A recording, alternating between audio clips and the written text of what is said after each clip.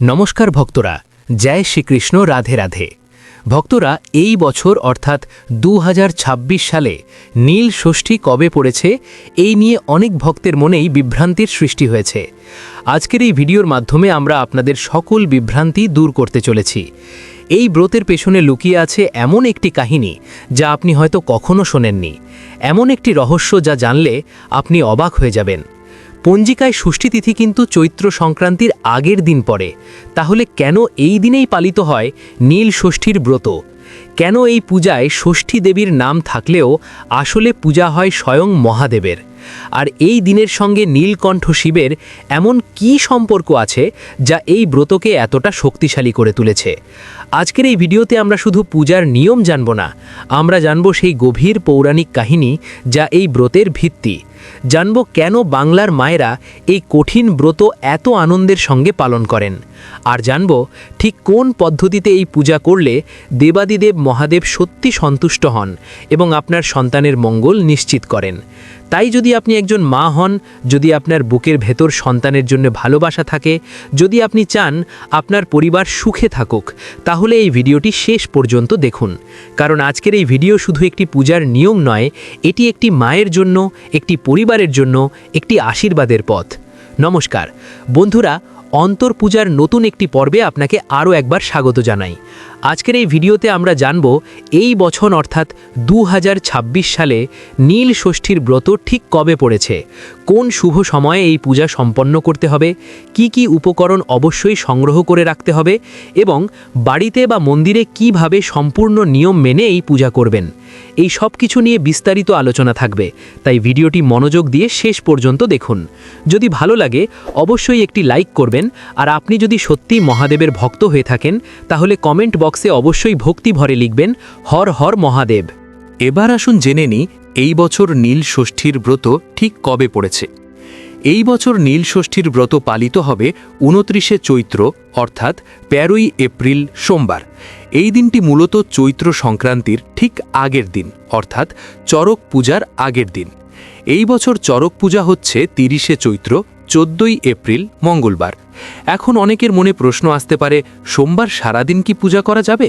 হ্যাঁ, সোমবার সমগ্র দিন জুড়েই নীল পূজা সম্পন্ন করা সম্ভব, কিন্তু এই পূজার আদর্শ এবং সবচেয়ে শুভ সময় হল সন্ধ্যাবেলা। কারণ সন্ধ্যার আলো আধারের সেই মুহূর্ত যখন দিন শেষ হয় আর রাত শুরু হয়, ঠিক সেই সময়ে মহাদেবের পূজা সবচেয়ে ফলপ্রদ বলে মনে করা হয়। তাই এই বছর নীল ষষ্ঠীর পূজার জন্য সন্ধ্যা 5:53 পর যে কোনো সময় বেছে নিন। এই সময়ের পরই পূজা শুরু করুন এবং মনে রাখবেন নীলের বাতি দেওয়ার সবচেয়ে শুভ সময় হল সন্ধে 6:50 থেকে সন্ধে 7:52 মধ্যে। এই সময়ের মধ্যে অবশ্যই নীলের বাতি জ্বালিয়ে দেবেন। কিন্তু এই পূজার নিয়মে যাওয়ার আগে একটু থামুন, কারণ নীল ষষ্ঠীর পেছনে যে পৌরাণিক কাহিনী আছে সেটা না জানলে এই পূজার গভীরতা আপনি কখনো অনুভব করতে পারবেন না। ভাবুন একটু, সতী যিনি শিবের প্রথম পত্নী, পিতার আয়োজিত মহাযজ্ঞে নিমন্ত্রণ না পেয়েও গিয়েছিলেন। সেখানে প্রকাশ্যে স্বামীর অপমান সহ্য করেছিলেন। এই কষ্ট, এই যন্ত্রণা, এই অবমাননা তিনি বুকে নিতে পারেননি। যে অগ্নিকুণ্ডে মহাযজ্ঞ হচ্ছিল সেই অগ্নিতেই আত্মহুতি দিয়েছিলেন দেবী সতী। মহাদেব সেই খবর পেয়ে শোকে উন্মাদ হয়ে গিয়েছিলেন।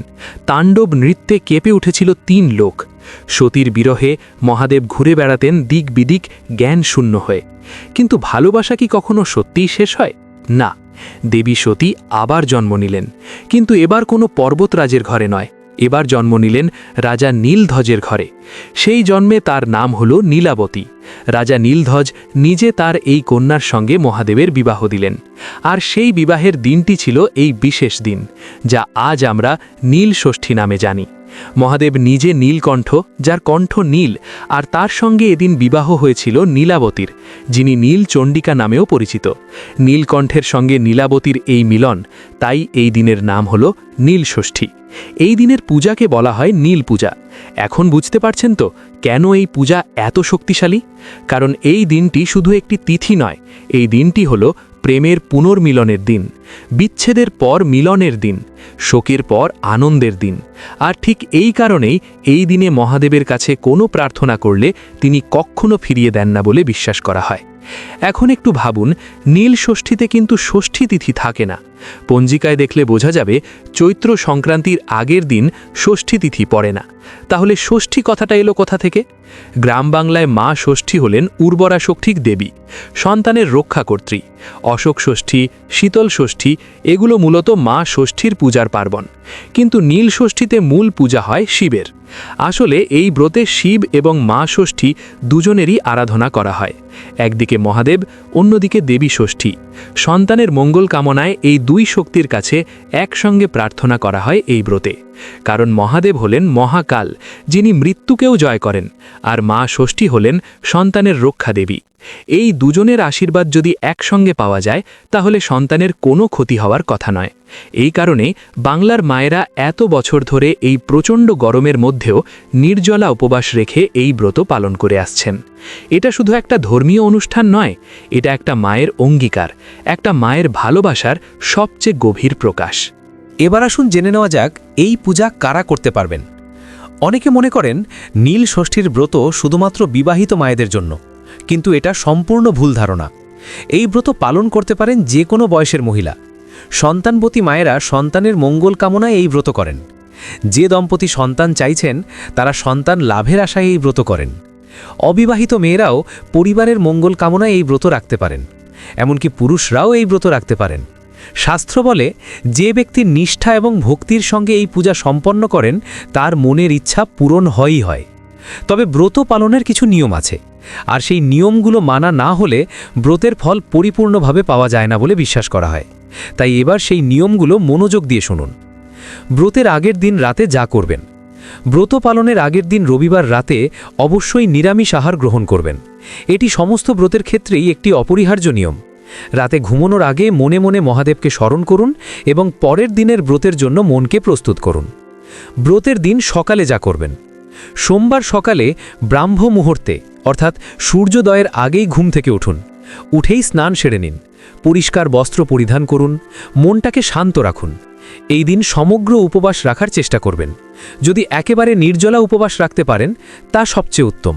কিন্তু যদি শরীর সায় না দেয়, যদি কোনো শারীরিক অসুবিধা থাকে, তাহলে ভগবানের কাছে মনে মনে ক্ষমা চেয়ে নিন এবং ডাবের জল, ফলমূল বা বাড়িতে তৈরি মিষ্টি খেয়ে ব্রত রাখুন। মনে রাখবেন, মহাদেব খুব অল্পতেই সন্তুষ্ট হন।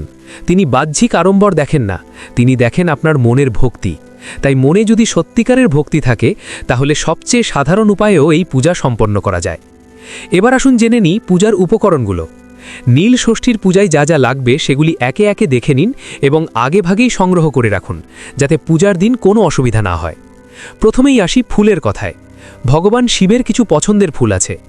আকন্দ, অপরাজিতা, চম্পা, কলকে, নীলকণ্ঠ ফুল। এই ফুলগুলো দিয়ে একটি সুন্দর মালা তৈরি করে সেই মালা ভগবান শিবকে এদিন অর্পণ করবেন।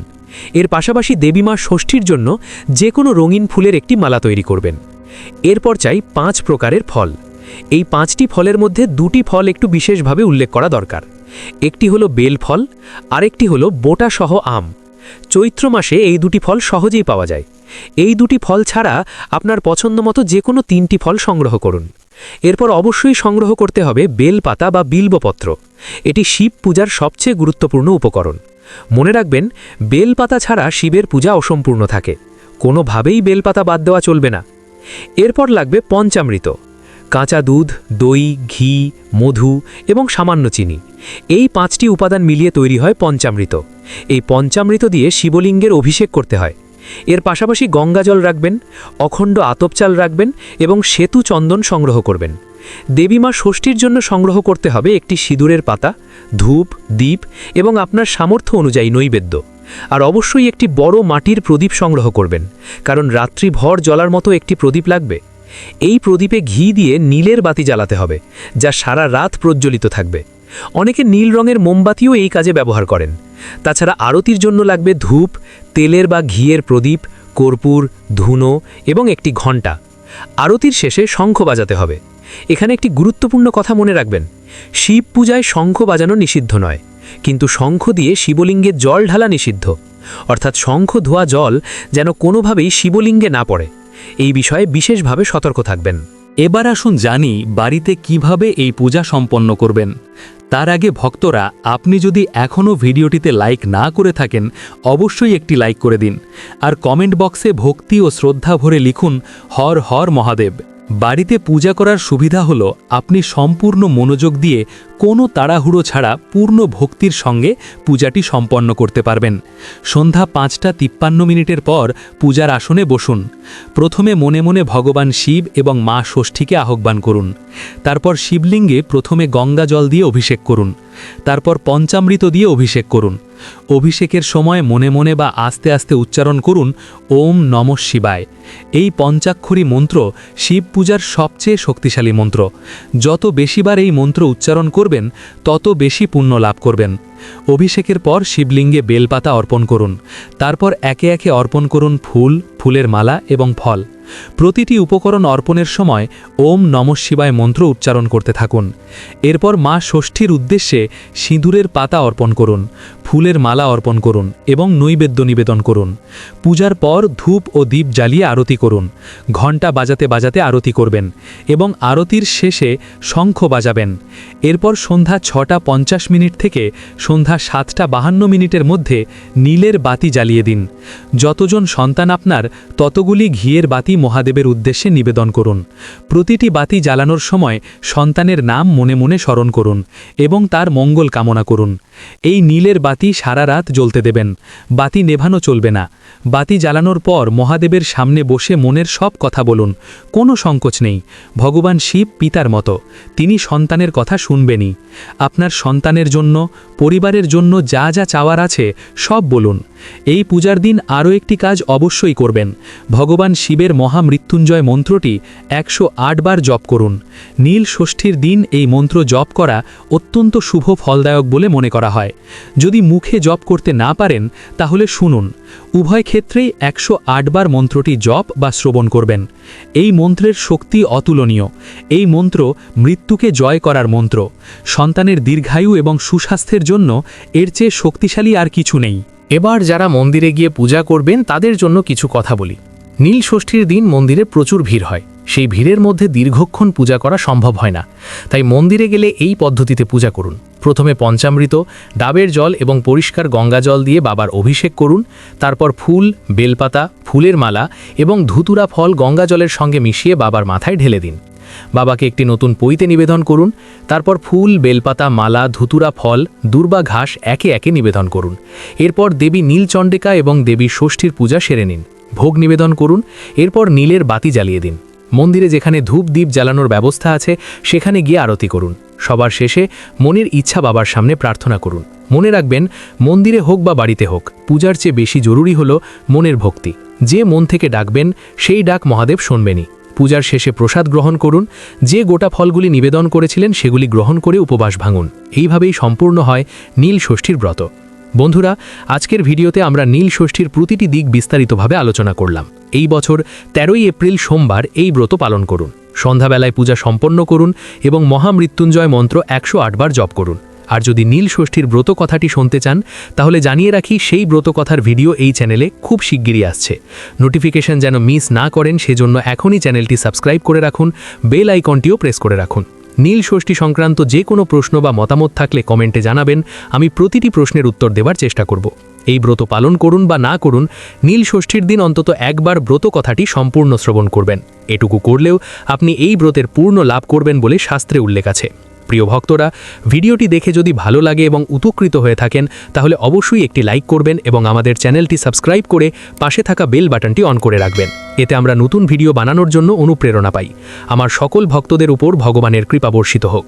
ধন্যবাদ।